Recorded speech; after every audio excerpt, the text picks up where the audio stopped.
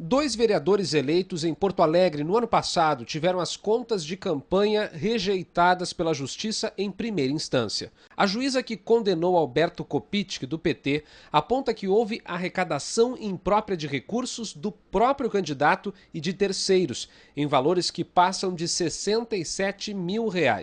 Segundo a sentença, está longe de ser um valor ínfimo ou aceitável, tanto em termos financeiros quanto percentuais. A quantia equivale a 27% do orçamento do candidato. O engenheiro Carlos Comassetto, também do PT, é o outro vereador eleito com contas reprovadas. A juíza aponta que houve a utilização do fundo de caixa em um percentual 140% superior ao máximo determinado por lei, além de despesas individuais acima do permitido. As irregularidades somam R$ 70 mil, o equivalente a 21% da arrecadação.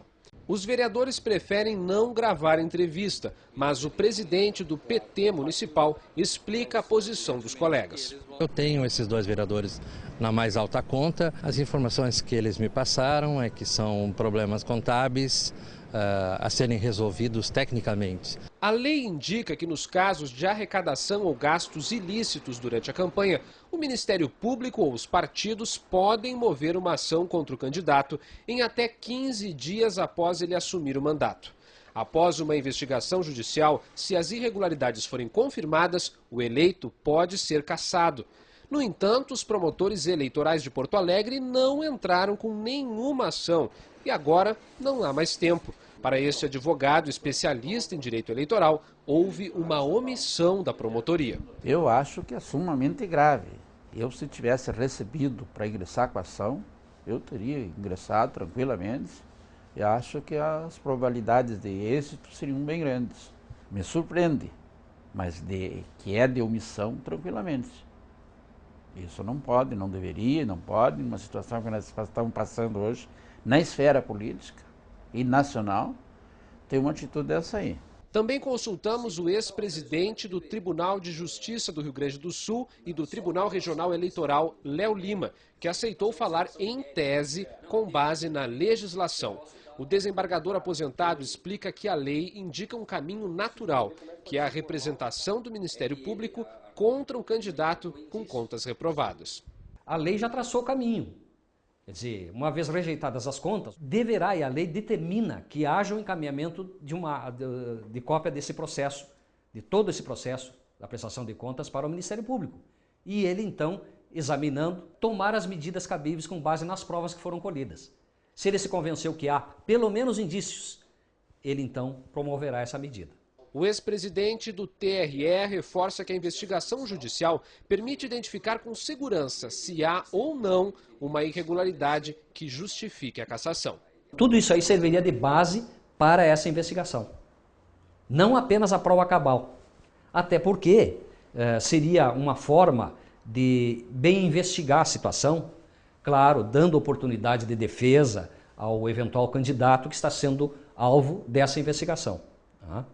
Para que ao final então fique tudo esclarecido. Pedimos explicações ao Ministério Público para saber por que nenhuma ação foi movida contra os dois vereadores. Mas a instituição preferiu não gravar entrevista. A promotora responsável por fiscalizar as contas dos dois candidatos enviou uma nota por e-mail.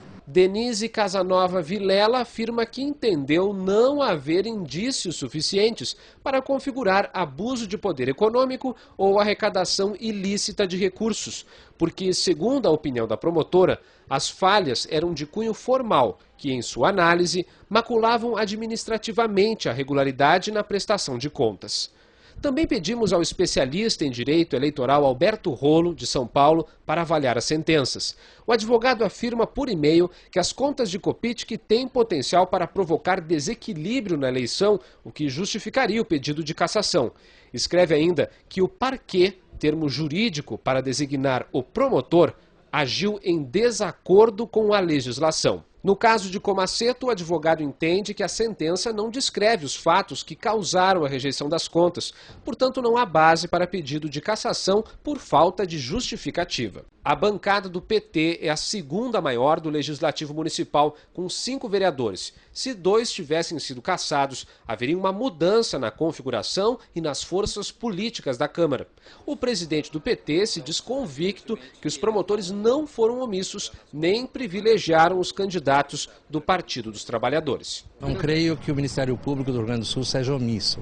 Muito pelo contrário, o Ministério Público gaúcho, assim como o nosso Tribunal Regional Eleitoral, tem sido muito atento. Veja só o número expressivo de prefeitos que foram cassados. O Ministério Público tem sido tão vigilante nas comarcas do interior, nas zonas eleitorais.